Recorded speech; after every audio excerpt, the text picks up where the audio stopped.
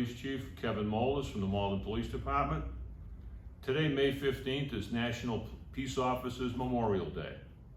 It was given to us by President John F. Kennedy when he signed Proclamation number 3537 on May 4th, 1963.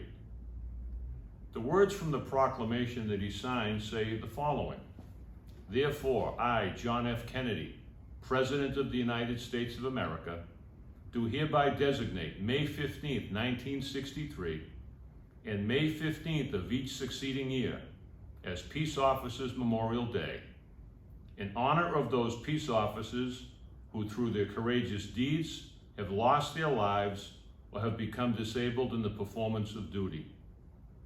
I also designate the week of May 12th through May 18th, 1963, in the calendar week during which May 15th occurs of each succeeding year as Police Week, in recognition of the service given by the men and women who night and day protect us through enforcement of our laws.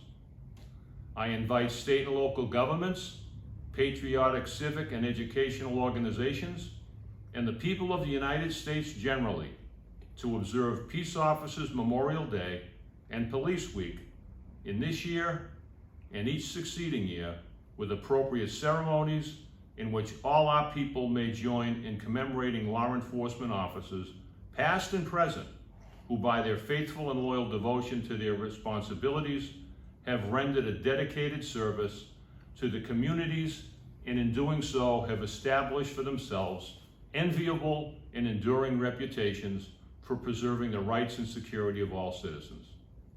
That was in 1963 in May. I'd like to stay in 1963 and bring up a few stories from that year. In August of 1963, the First Lady, Jacqueline Kennedy, gave birth prematurely to a son who was named Patrick. There were serious complications, and the baby suffered from respiratory stress syndrome. The infant was brought to Children's Hospital in Boston from Cape Cod. His condition was grave, and President Kennedy came to the hospital. He remained in Boston and stayed at a hotel. He was by all accounts overwhelmed by worry and despair.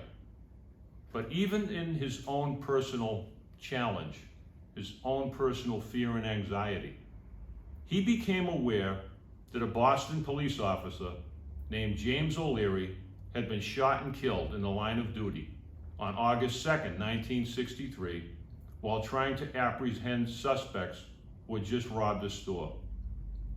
Upon knowing this, President Kennedy asked his secretary, Evelyn Lincoln, to bring him some White House stationery. She found him sitting on his bed, staring into space. After a few minutes, he composed himself, and he wrote a check and a note in support of Officer O'Leary's widow and family. In that note, he offered his deepest sympathy, and he described her husband as an outstanding man and police officer who was courageous and brave. And he had those notes delivered by his Secret Service detail.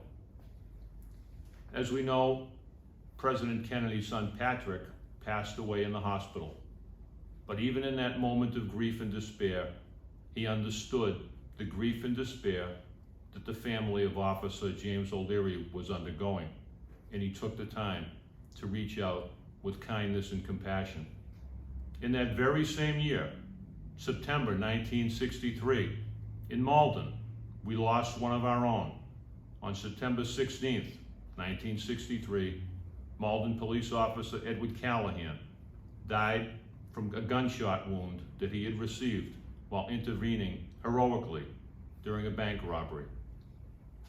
In that very same year, 1963, we all know, on November 22nd, our own president, who gave us Peace Officers Memorial Day, was to be killed in the line of duty in Dallas, Texas.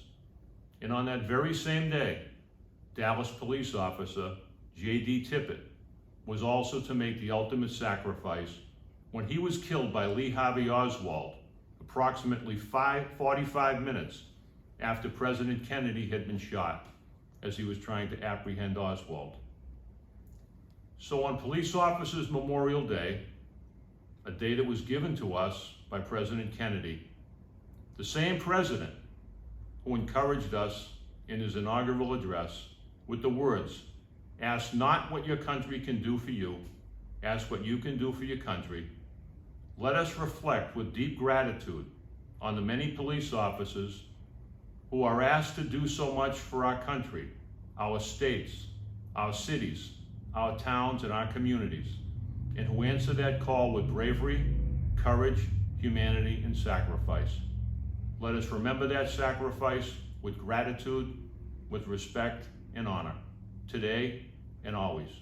Thank you. God bless you.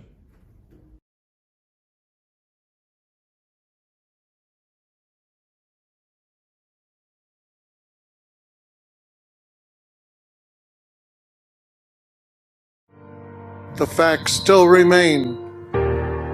The empty chair, the unfulfilled dreams, the pain, the hurt, the loneliness. We ask your blessing upon the families who have been impacted by the loss of a loved one in the line of duty. Police call this the worst of days for law enforcement.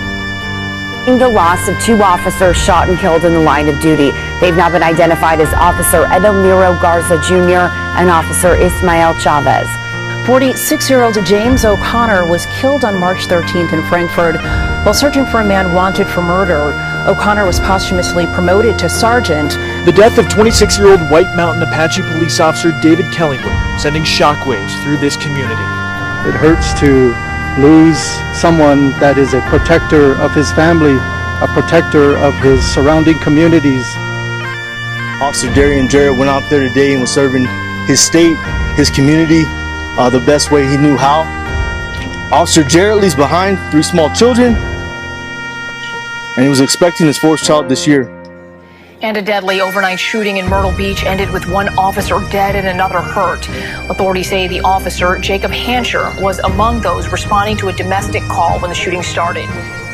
All cars. INTD patrolman, Brian Lee Baker 231, was shot and killed in the line of duty before responding to domestic disturbance. Baker 231 selflessly answered the ultimate call of sacrifice, serving the city of Indianapolis and its citizens. Baker 231 Officer Brian Lee and her family will always be remembered in our prayers. The wicked flee when no one pursues, but the righteous are bold as a lion. Blessed are the peacemakers, for they shall be called the children of God.